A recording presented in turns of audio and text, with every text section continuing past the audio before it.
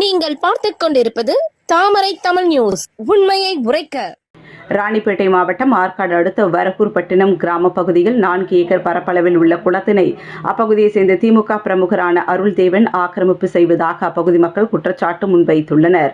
வரக்கூர்பட்டினம் கிராமம் சுற்றியுள்ள 50க்கும் மேற்பட்ட ஏக்கர் விளை நிலங்கள் எந்த 4 ஏக்கர் பரப்பளவில் உள்ள குளத்தினை தேங்கி நிற்கும் நீரை பயன்படுத்தி விவசாயம் மேற்கொண்டு வரும் நிலையில் தற்போது 4 ஏக்கர் பரப்பளவில் இருந்த குளத்தினை ஒரு பகுதியினை 1 ஏக்கர் பரப்பளவில் அப்பகுதியை சேர்ந்த திமுக பிரமுகர் அருள்தேவன் ஆக்கிரமிப்பு செய்து தனக்கு சொந்தமான இடம் என தெரிவித்து அப்பகுதியில் பொதுமக்கள் செல்வதற்கு தடை விதித்து வருவதாக கூறப்படுகிறது.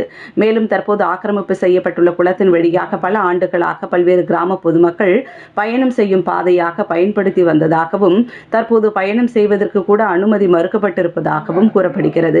இதனால் அப்பகுதி பொதுமக்கள் மற்றும் அப்பாதையை பயன்படுத்திய பல்வேறு கிராம மக்கள் பாதிக்கப்பட்டு வருவதாகவும் இந்த பிரச்சனை சம்பந்தமாக ராணிப்பேட்டை கோட்டாட்சியர் உட்பட பல்வேறு அரசு அதிகாரிகளிடம் புகார் தெரிவித்தும் இதுவரை நடவடிக்கை எடுக்கவில்லை என்று அப்பகுதி மக்கள் மிகுந்த வருத்தத்துடன் குற்றச்சாட்டினை முன்வைக்கின்றனர்.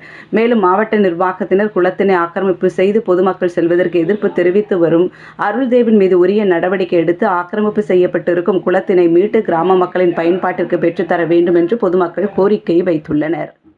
ராணிப்பேட்டை மாவட்டம் ஆற்காடு தாலுகா வரக்கூர்பட்டினம் கிராமம். எங்க ஊர் பொதுக்குளம் 4 ஏக்கரா. அந்த 4 ஏக்கரா நிலத்தை நாங்க காலங்காலமா பயன்படுத்திட்டு வந்தோம். விவசாயத்துல இருந்து ஆடு மாடு தண்ணி குடிக்குது, அதில் தான் பயன்படுத்திட்டு வந்தோம். இப்போ வந்து எனக்கு அந்த குளத்தை எனக்கு சொந்தம் அப்படின்னு சொல்லிட்டு 1 ஏக்கரா ஆக்கிரமிப்பு பண்ணி அந்த குளத்தை வந்து மண்ணு கல் எல்லாத்தையும் கொட்டி நிரப்பி எங்களுக்கும் அந்த குளத்தை கரை மேலதான் நாங்க விவசாயம் பயிர் வைக்க போனோம்.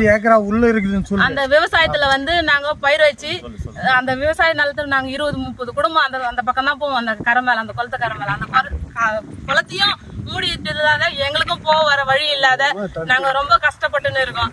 ஆர்டிஓ ஆபீஸுக்கும் சொல்லிட்டோம், தகவல் போலீஸ் ஸ்டேஷன்லயும் சொல்லிட்டோம். எங்களுக்கு இந்த அரசாங்கம் எந்த ஒரு நடவடிக்கையும் எடுக்கல.